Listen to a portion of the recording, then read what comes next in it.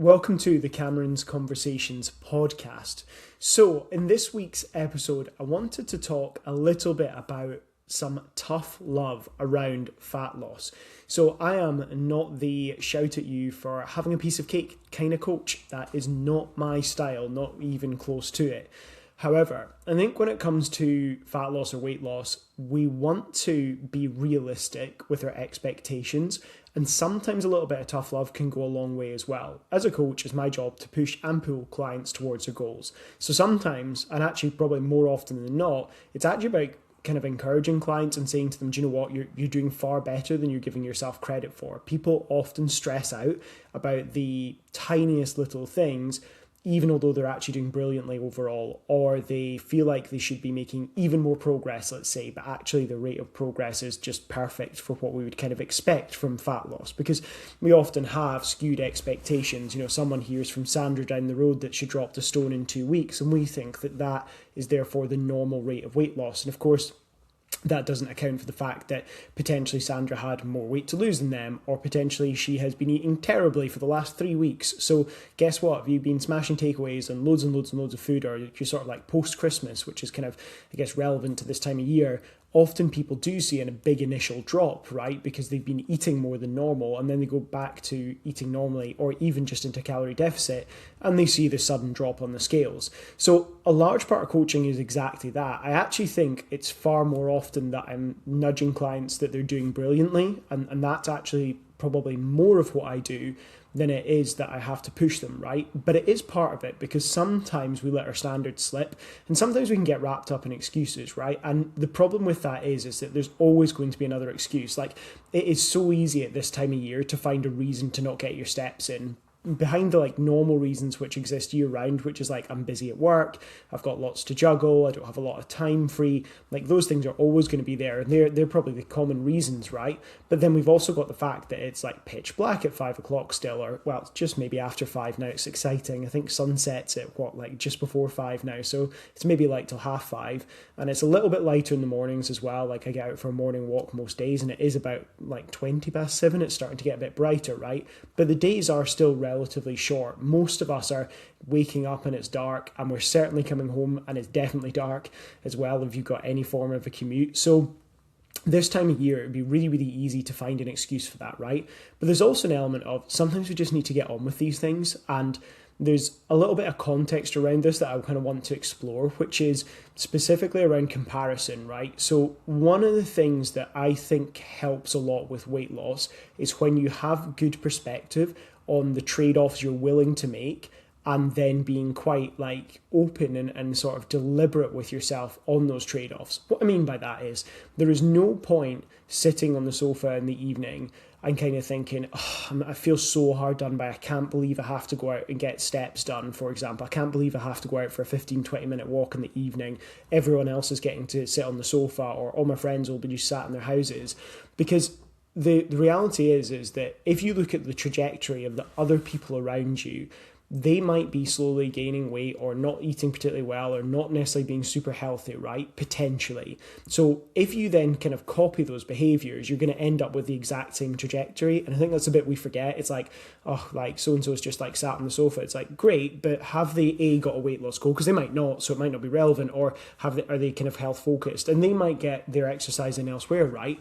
But a lot of the time when you actually compare, you realize that if you copy those behaviors, you would not be on the right trajectory for your goals, right? Because your goals are exactly that, yours. They're specific to you. So one of the things I think that's great to start with is trying not to feel so hard done by just because other people have things differently. You know, I sort of are able to do things differently, which might be get home, chill out on the sofa and completely switch off from like 6 p.m. till 9:30 or 10 or whenever you go to bed.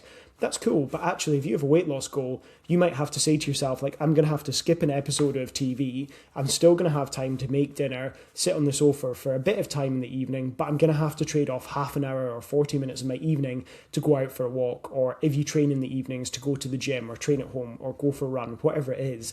I think that's really, really important. If we start to look at the trade-offs we're willing to make, it can help, because I know for me, for example, right now, I'm doing a bit of a kind of weight loss phase, and I'm pushing my steps up a little bit more than normal. So I kind of try and aim somewhere between 8 and 10,000 steps normally. Right now, I've actually pushed that up a wee bit more, and I'm aiming for about 12,000 steps a day. Now, that does mean an extra, for me, about 40, 50 minutes of walking. So in the evening, I tend to start work quite early. I tend to kind of finish about 5 or 6. I do fairly long days.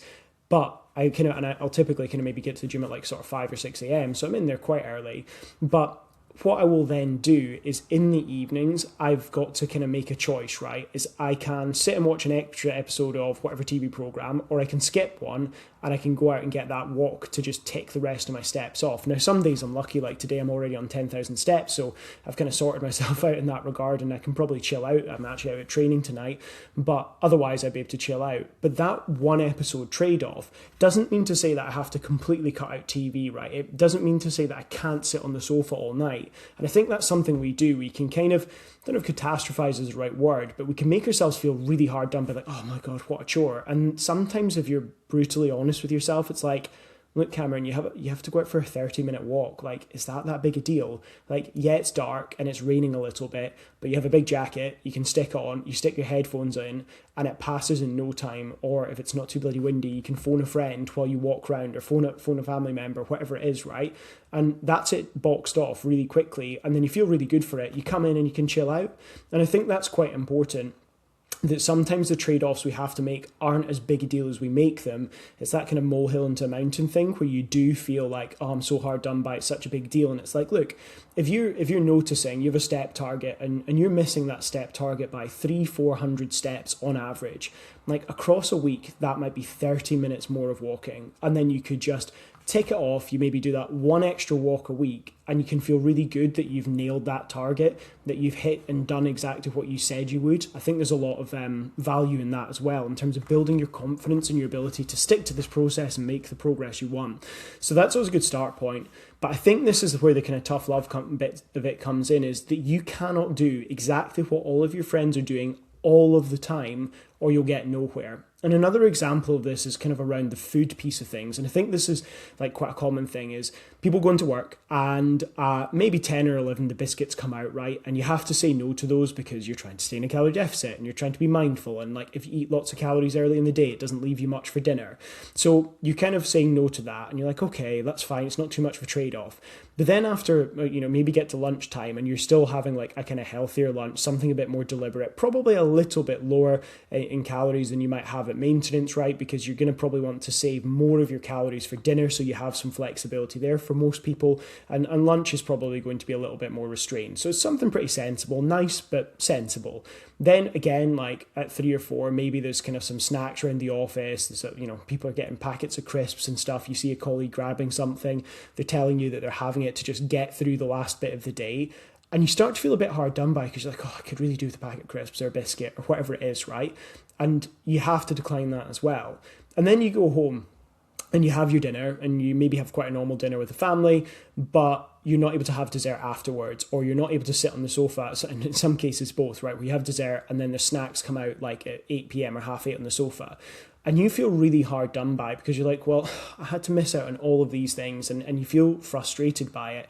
And it's like, well, first off, it's important to remember that you're often seeing like one part of someone's day. So someone might choose to have dessert, but they're not really much of a biscuit snacker at work, right? And vice versa. The other person might have biscuits at work, but when they go home, they don't tend to have too much. They have a smaller dinner, right? So you're kind of picking almost the highlight reel of kind of high calorie foods from other people's days and thinking that you can do that all day long and feeling frustrated that you can, but you don't actually know that that's the case for them, right? And again, are they actually on the trajectory you want? Right? If your colleague is telling you at January time that they want to lose weight and they're struggling to actually get any momentum going and they're not doing anything with that, and they're going to be repeating that a year on, like you don't want to be copying their behaviors either. So I think that's also a nice place to kind of start to chip away at, like, what are you actually missing out on, and is it that big a deal? Now, there's going to be some times where you're going to prioritize things. You might have a meal out for your birthday, right? Those are the kind of exceptions to that rule where it's valuable, it's important to you perhaps. But there's going to be lots of times where, like, I always joke that I worked in a workplace many years ago that there was someone that used to bring in scones, and her name wasn't Sandra, I'm sorry if your name's Sandra, but she used to bring in these scones and they were so dry. I had them like once and I was like, no, thank you. And I used to watch people who would kind of say to me, because they knew I was kind of into health and fitness even then, even though it was a completely different sectors and finance, and they would sort of say like, oh, like, yeah, blah, blah, blah, I want to lose weight. And then like an hour later, they'd be having these scones, which people would often then complain about, like, oh God, they were awful dry, blah, blah, blah. But they'd have like one or two of these every single week without fail when she brought them in. That's a perfect example of not being able to make the trade-offs that actually put you on the trajectory towards your goals. So I think when it comes to a bit of tough love around this, it is a case of being willing to make trade-offs and not feeling hard done by. Like, in the same way, those other people around you that are snacking or having a little bit more of kind of high calorie foods that you maybe aren't in that particular phase because you're in a weight loss phase and you have to have less of those things, like they're making a trade-off too. If they want to lose weight, but they're not getting a handle on it, the trade-off they make is not feeling good in themselves, not feeling confident, getting to the summer months and feeling like, oh God, I wish I'd done something about like dropping a bit of weight just so I feel a bit better in myself. And it's not a criticism, right? It's just an observation. Like I've been on the other side of that too. Before I dropped 20 kilos and I was sitting at about 90 kilos, I was not feeling brilliant for it. And I was making trade-offs then. I mean, don't get me wrong, like I was able to have a lot of flexibility with food, right? I was eating a lot of food that I wouldn't necessarily eat as much of now. So there is, in a sense, a trade-off there, right? I have more food flexibility, but it didn't make me feel good. And kind of like that law of diminishing returns, like anything, like having some snacks is really nice, but it's a bit like when you have like pizza, right? The first slice is amazing, the next slice is probably pretty good as well, but by the time you're through a whole pizza and then you're having dessert, like actually a lot of it is worn off, like you're probably not feeling so great for that, and if anything afterwards you feel a bit pants. So I think it's really important to remember that there's always going to be a trade-off with weight loss, and being accepting of that will make your life much easier. You will find it less stressful. You will feel less hard done by. Like, it's not a big deal to just say no to things. Like, it's only a big deal if you make it out to be. And it takes a bit of time for your mindset to shift on that. I remember having to make those first trade-offs in the kind of first big weight loss phase I did, which, as I say, was dropping 20 kilos.